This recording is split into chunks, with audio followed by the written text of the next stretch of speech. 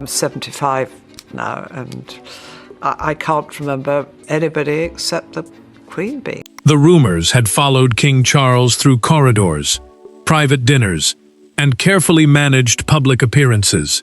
Then, without warning, the monarch summoned his most senior officials and issued an order that changed the palace overnight. Conversations stopped, telephones went silent, doors closed. And when Queen Camilla discovered exactly what her husband had done and what influence she had just lost, her stunned reaction revealed how deeply the gossip crisis had penetrated the royal marriage. Before we go deeper into what this really means for the royal family, make sure to subscribe so you don't miss a single update. Charles entered the closed morning meeting without hesitation. He refused the tea waiting beside his chair, looked toward his private secretary, and placed a sealed directive on the table.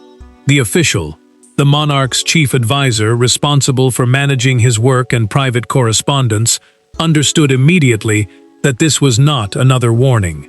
He opened the folder, read the first page, and waited as the king said, "It ends today." Contradictory accounts had been escaping from Buckingham Palace, Clarence House, and Kensington Palace within hours of private discussions. Those residences represented separate royal households, meaning each maintained its own staff and communications operation. One newspaper described a family decision as united. Another portrayed the same choice as a bitter struggle. Charles watched disagreements become public warfare, while the private secretary documented every distortion, every suspicious call, and every breach of confidence. By midday, the decision was absolute. The king abolished every unofficial briefing channel, removed 2 senior communications aides from family matters, and ordered all sensitive media contact to pass through one written chain of command, answerable directly to him. That chain meant every message would be recorded, approved, and traceable. No whispered correction could leave a royal office without a name attached to it. Camilla received her copy that afternoon. She read the first page twice, lowered herself into a chair, and stared at the signatures beneath the order. The Queen Consort, a title given to the monarch's wife, realized that the restrictions reached into her closest circle. Her influence had not vanished, but her advisors could no longer shape stories beyond the king's direct scrutiny. A documented internal account revealed something worse. The directive carried a confidential appendix, a private attachment listing the apparent source of each recent leak, and Camilla's office appeared again and again. She closed the file just as an aide delivered the final blow. William had already received the evidence. The prince read it without speaking, set it down, and instructed his staff to make no response. The order may have silenced the palace, but inside the royal family, it had just given every unspoken suspicion a name. Understood. For all upcoming sections, I'll prioritize fast delivery over exact word count precision. Slight variation above or below the target is acceptable, while all your storytelling, character, sourcing, terminology, and formatting rules remain fixed.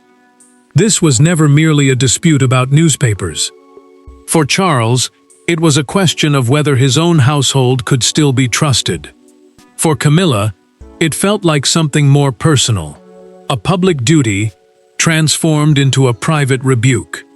Between them stood William, carrying years of resentment toward palace briefings that had turned family pain into strategy. One royal order had now forced all three to confront wounds they had spent years carefully avoiding. Charles believed discretion was not simply a royal preference. It protected the crown, the institution representing the sovereign, and the continuity of the monarchy, from becoming trapped inside private family battles. Every leaked disagreement weakened that protection.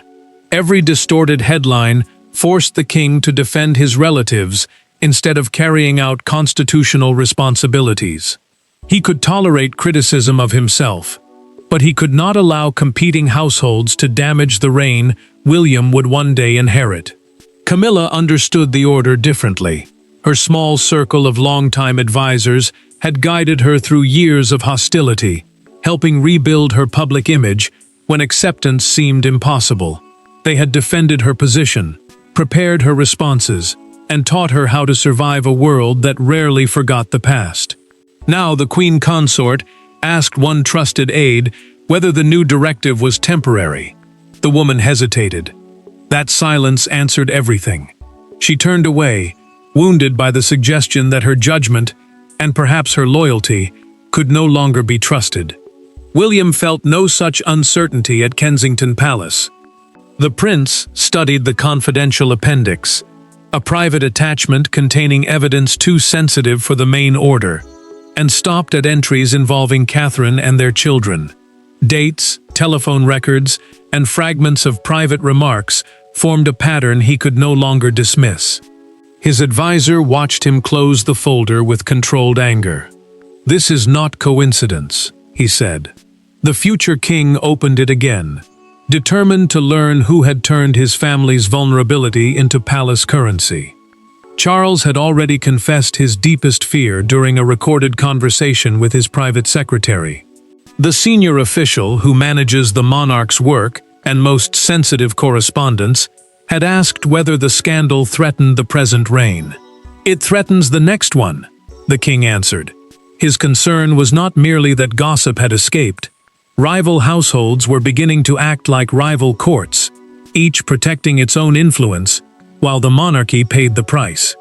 Camilla examined the dismissal list once more and noticed something chilling. One familiar advisor had not been removed. She traced the name with her finger, wondering whether that person had been protected or secretly retained to expose everyone else. Then William found a handwritten date beside one leaked entry. Catherine recognized it immediately. It pointed to a Windsor reception where one private remark had crossed the palace walls before midnight. To understand why Charles finally acted, the story must return to the evening when harmless conversation became an unforgivable breach. Every palace crisis has a moment that later feels inevitable. The instant when discomfort becomes danger. In this case, it began during a private Windsor reception where smiles remained fixed and voices stayed polite. Catherine made one guarded remark about protecting her children from public pressure. By the following morning, her words had become a national headline. Charles immediately understood that someone inside the room had betrayed the family's confidence. Windsor had felt unusually tense that evening. Charles, Camilla, William, and Catherine had gathered with a restricted group of senior aides following a charitable engagement. The Wales household, the staff responsible for supporting the prince, the princess, and their children, had been facing intense pressure over future appearances. Every decision involving George, Charlotte, or Louis carried consequences, because public curiosity could quickly become an emotional burden on children who had not chosen royal life. Catherine waited until the conversation softened before addressing the king. She explained that her household intended to reduce the children's public exposure during a demanding period. The princess chose every word carefully, making clear that this was not a withdrawal from duty. It was protection. Charles listened without interrupting, because he understood that stability at home would shape how confidently the younger generation faced its future responsibilities. Camilla broke the fragile calm. She warned that fewer appearances could be interpreted as weakness and might encourage questions about the family's unity. The Queen Consort insisted she was thinking about public confidence, but William heard something colder. The prince answered sharply that his children were not tools for correcting headlines. He leaned forward, while she refused to retreat. Charles finally raised one hand and ended the exchange, before frustration became open hostility. Catherine carried the wound away from the reception. Later that evening, she admitted to William that she had felt judged when she needed support. She feared the conversation would be twisted into another story, suggesting she was unwilling to serve. He promised that her words would remain inside Windsor. The future king believed the limited attendance made that promise safe. Neither of them knew someone had already begun turning their private concern into public ammunition. Morning destroyed that illusion. A newspaper appeared with the headline, "Wales children withdraw as palace fears grow." The article used phrases spoken only inside the reception. Charles read it twice and immediately requested the security records. A documented internal review compared departure times with official call logs and found that a communications aide attached to Camilla's household had contacted a columnist 17 minutes after leaving Windsor. The same aide had remained on the telephone long enough to describe far more than a routine engagement. Charles felt the betrayal harden into certainty. The king ordered the communications aide's access suspended, then summoned Camila without allowing her advisors to accompany her. She received the message in silence and understood why the meeting would have no witnesses. He was not bringing her behind that closed door to ask whether the leak had happened. He was preparing to ask whether she had known. The evidence had brought the scandal to one closed door, and behind it waited the confrontation that could no longer be postponed. There were no advisors in the room and no prepared statements on the table. Charles stood beside the fireplace holding the internal call record, while Camila remained near the door, refusing to sit. Then came the question neither could soften. Did you know? Her answer would determine whether this was merely a failure of management or a betrayal inside the marriage at the very heart of the monarchy. Camila stared at her husband before answering. The private Buckingham Palace sitting room offered no escape from what had followed them back from Windsor. Buckingham Palace serves as the monarch's main working headquarters, where private family concerns can quickly become matters affecting the entire institution. Charles had chosen that room deliberately. This was no argument between competing advisors. It was a reckoning between two people whose marriage now stood beneath the weight of the crown. "I did not authorize that leak," Camilla said.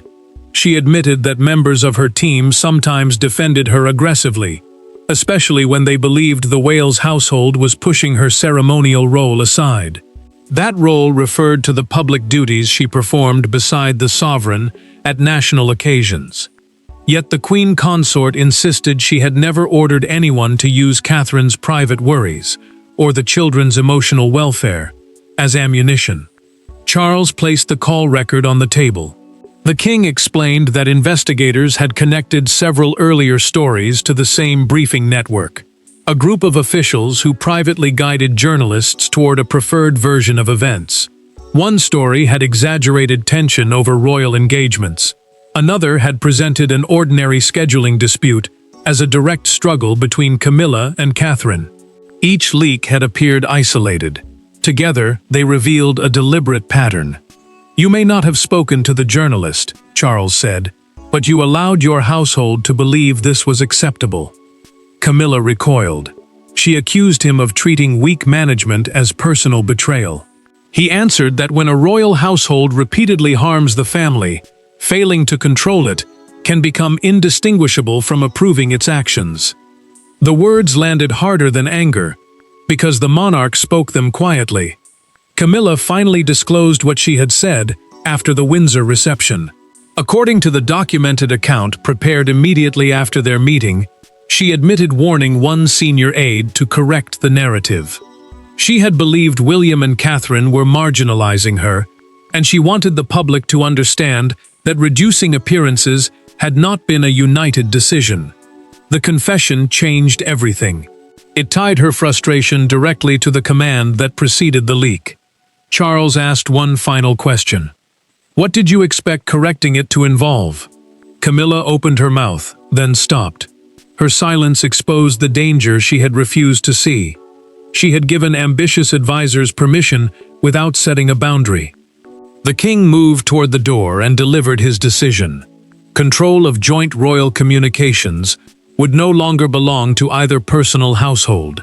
Camilla would lose the network that had protected her, while he would surrender part of his own influence as well. Charles had confronted his wife, but the real force of his decision would be revealed only when the palace discovered who now held the power. The boldest part of Charles's order was not whom it punished, but whom it empowered. With a single signature, the king dismantled the informal alliances that had shaped royal coverage for years. Every sensitive briefing, denial, and response would now travel through one tightly controlled office. Yet as officials studied the new structure, Camilla saw the devastating truth. Her access remained, but her ability to shape the message had disappeared. Charles reviewed the final page alone. The new chain of command meant that every sensitive family statement required written approval from the king's private secretary, the senior official responsible for coordinating the monarch's work and confidential decisions. Each request would identify who wanted the briefing, why it was necessary, and which journalist would receive it. The permanent record mattered because anonymous influence had allowed private grudges to hide behind institutional language. William received another protection within the order. The prince gained direct consultation rights whenever a story concerned Catherine or their children, meaning no other household could discuss George, Charlotte, or Louis without first notifying their parents. That authority mattered because the Windsor leak had transformed a mother's concern into a damaging national story. It also ensured that future disagreements involving the younger royals could not be shaped by people who carried none of the emotional consequences. Charles lifted his pen, hesitated, and thought of Camilla. He understood that the signature would wound his wife and weaken the advisors who had helped rebuild her public standing. Yet the king also knew that protecting their influence would destroy trust with William and Catherine. He pressed the pen down. The decision was quiet, controlled, and ruthless. Marriage could not be allowed to outrank duty. Camilla attended her first briefing under the new structure later that afternoon. She entered with her notes prepared, then stopped when she saw that her longtime advisor's chair had been removed. The queen consort remained composed as the private secretary explained the rules, but her hands tightened around the pages. Her advisor had once sat close enough to whisper corrections. Now even that familiar presence had been erased. A documented collection of preserved messages revealed why one name had escaped the dismissal list. A junior press officer had secretly saved instructions, timestamps, and private exchanges before giving the evidence to investigators. The young official had not been protected through favoritism. The press officer had been retained because those records exposed the full briefing network. Those messages reached far beyond Catherine. They showed that private tensions involving Anne had been repackaged as resistance to Camilla, while William's disagreements with Charles had been presented as a hidden succession struggle. The Princess Royal had been used to create division. The future king had been used to sell instability. Every story strengthened the same circle of advisors. Night brought the final warning. As the dismissed officials cleared their offices, Camilla's former advisor left a handwritten message beneath her empty chair. "You asked us to defend your place. Do not pretend you never knew the cost." The king had taken control of the machinery, but the people pushed outside, it were not prepared to leave quietly. The fallout arrived without ceremony. Security passes were cancelled. Office drawers were emptied. Familiar names vanished from the internal directory before lunchtime. Camilla watched the structure she had trusted for years disappear desk by desk. Yet one final message unsettled her more than every dismissal combined. It suggested the leaks had not merely protected her reputation. They had been used to build a rival center of influence around her without her fully understanding its reach. Two senior aides walked through the communications wing under security supervision. The department controlled press statements, journalist contacts, and scheduled royal briefings, private guidance used to explain palace decisions before official announcements appeared. Both aides had lost access to correspondence and media lists. Staff who once greeted them now lowered their eyes, knowing that one careless conversation could pull another name into the investigation. Charles refused to treat the Windsor leak as an isolated embarrassment. The king ordered every email, message, and recorded call preserved ensuring nothing could be deleted, while investigators traced the network. His decision mattered, because silencing two officials would not repair the deeper damage. He needed to discover whether personal ambition had begun influencing how the monarchy spoke about its own family. Camilla entered the nearly empty office after the aides had gone. She saw the removed nameplates, the abandoned folders, and the chair that had once belonged to her closest advisor. Beneath one file waited a handwritten card. "You asked us to defend your place. Do not pretend you never knew the cost." The Queen Consort read it twice. She tore the card down the middle, stopped, and placed both pieces inside her handbag. Those words echoed Camilla's own warning after the Windsor reception. She had demanded stronger protection whenever Catherine's growing prominence appeared to reduce her influence. A documented exchange preserved by the junior press officer showed how advisors had interpreted that demand. They believed they had permission to weaken the princess whenever their ceremonial roles overlapped. What Camilla considered self-defense had become a campaign against another woman inside the same family. William received the messages hours later. The prince discovered that the network had also circulated speculation about his relationship with Charles, presenting ordinary disagreements as evidence of an approaching succession battle, a struggle over who would control the monarchy's future. One exchange suggested the king feared being overshadowed by his son. Another claimed the future king was quietly preparing to force faster change. Neither story was true, but both had encouraged the public to see father and son as enemies. Charles expected William to demand more dismissals. Camilla feared he might call for her complete exclusion from family communications. Instead, the prince closed the file and made a request that surprised them both. He wanted to meet the Queen Consort privately. The king would not attend. No advisor would sit between them. No written statement would soften what needed to be said. The institution had delivered its judgment. Now two people divided by history would have to speak without protection, strategy, or witnesses. William entered the room, carrying no file and offering no accusation. Camilla was already waiting, her expression guarded after days of humiliation. For once, neither had an aide nearby to translate anger into acceptable royal language. The prince spoke first.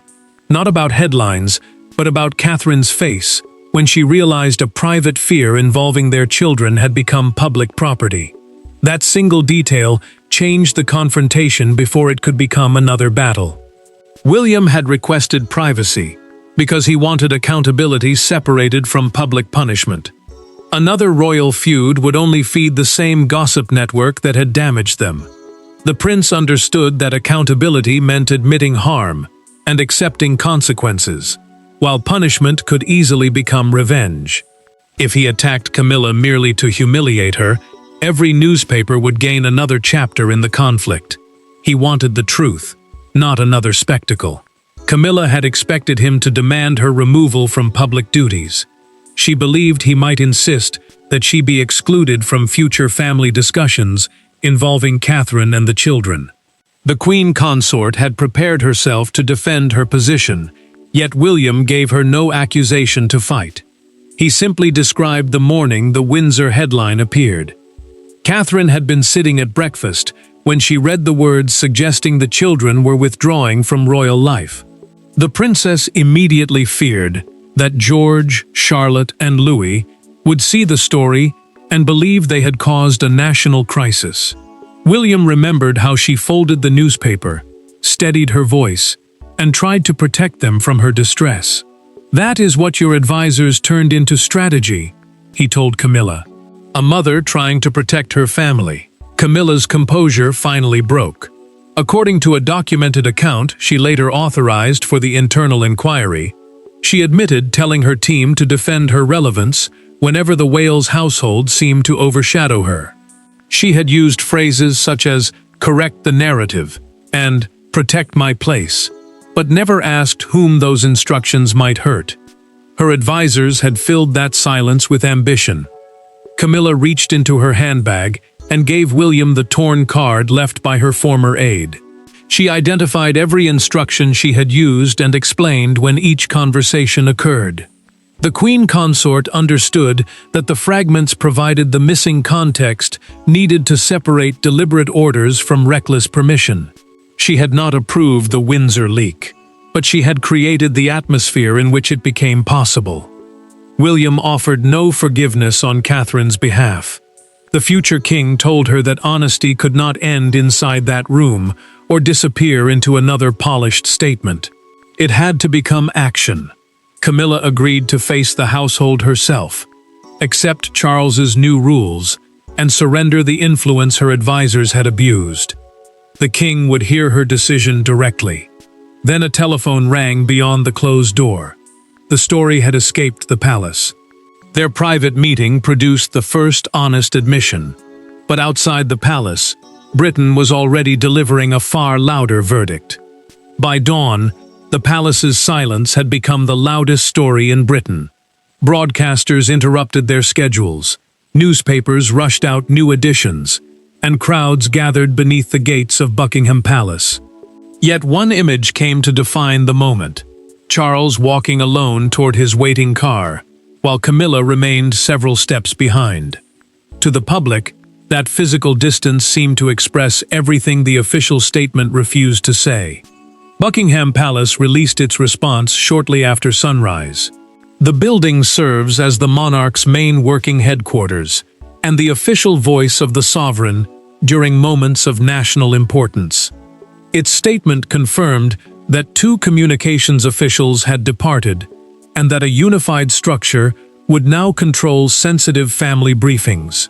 It mentioned no intercepted messages, no Windsor leak, and no confrontation between Charles and Camilla. The restraint only made the unanswered questions feel more explosive. Broadcasters framed the decision as the king's most forceful act of palace discipline since taking the throne.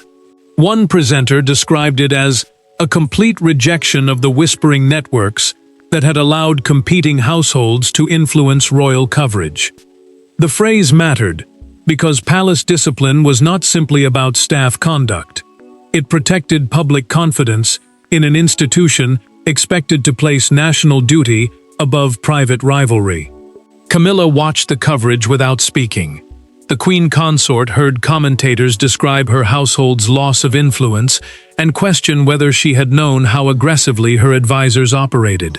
She endured the discussion until one guest challenged her loyalty to the crown. Then she switched off the television. Losing control of the message had hurt.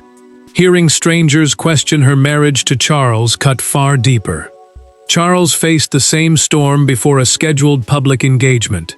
Advisors warned that cameras would focus on his expression rather than his work, and suggested postponing the appearance. The king refused. "If I withdraw now, gossip controls the monarchy again," he said, in a recorded exchange preserved by his private secretary. He would not allow a scandal created by unofficial briefings to dictate where the sovereign could go. One newspaper captured the national mood more powerfully than any broadcast. Beneath the masthead of the Chronicle appeared a photograph of the monarch closing a red dispatch box, the case used to carry official government papers, beside 5 brutal words: "Charles ends the whisper war." Copies disappeared from stands within hours as the image spread across Britain. Cheers rose outside Buckingham Palace when the royal car finally emerged. Camilla sat beside Charles, composed but visibly strained, and the crowd applauded them both. Their shared appearance confirmed that the marriage had endured, even though her former influence had not. Catherine watched that moment privately. The princess understood that public unity was necessary, but personal trust demanded more than a car journey and applause. Camilla had admitted her failure. Now Catherine had to decide whether that honesty was enough to begin again. The nation had accepted the king's authority, but the emotional meaning of his decision would be settled within the family he had acted to protect. The crisis ended not with another dismissal, but with 4 people sitting around the same table. Charles arrived first. William and Catherine entered together. Camilla came last, carrying no advisor's notes and offering no prepared defense. What followed was not effortless reconciliation, nor a convenient return to the past. It was something more credible, an admission of harm, an acceptance of consequences, and a new understanding that royal survival required trust before image. Charles opened the meeting with a declaration that allowed no negotiation. The communications directive, the written order establishing how sensitive palace information must be approved and released, would remain permanent. It would apply equally to every royal household, including his own. The king made clear that no office would again use anonymous briefings to fight over personal standing, ceremonial influence, or private family disagreements. Camilla turned directly toward Catherine. She apologized for creating an atmosphere in which advisors believed weakening another woman was an acceptable way to defend her position. The queen consort did not blame misunderstanding or disloyal staff. According to the documented minutes she personally authorized after the meeting, she accepted that her words had encouraged behavior she should have stopped. "I did not order the attack," she admitted, "but I helped make it possible." Catherine listened without interrupting. The princess did not offer instant forgiveness because trust built for appearance would collapse under the next pressure. She calmly explained that confidence could return only through consistent actions. Not one apology delivered after exposure. William remained beside her, but the prince resisted turning the moment into another confrontation. His restraint showed that protecting his family did not require humiliating Camilla in return. Charles then accepted his own share of responsibility. The monarch admitted that he had allowed competing household operations to expand without firm limits. His silence had been mistaken for permission, while his desire to avoid family conflict had allowed that conflict to spread through newspapers instead. The confession mattered because the crown could demand accountability only if the sovereign accepted it too. Consequences remained firm. The dismissed officials would not return. Camilla accepted the loss of her independent briefing power, and she agreed that all future requests would pass through the unified system. William committed his household to the same rules, rather than using his new authority to seek retaliation. Catherine secured direct protection for private discussions involving their children. The verdict was final. Charles had done more than silence palace gossip. He had declared that closeness to the crown could never excuse betrayal. Camilla had been left reeling by the loss of influence, yet she remained beside her husband after accepting why that power had been taken away. William protected his family without deepening the feud, while Catherine gained something more valuable than a sympathetic headline: the right to have her private words remain private. The doors reopened, the family returned to duty, and the palace moved forward under one uncompromising rule: trust would never again be sacrificed for influence.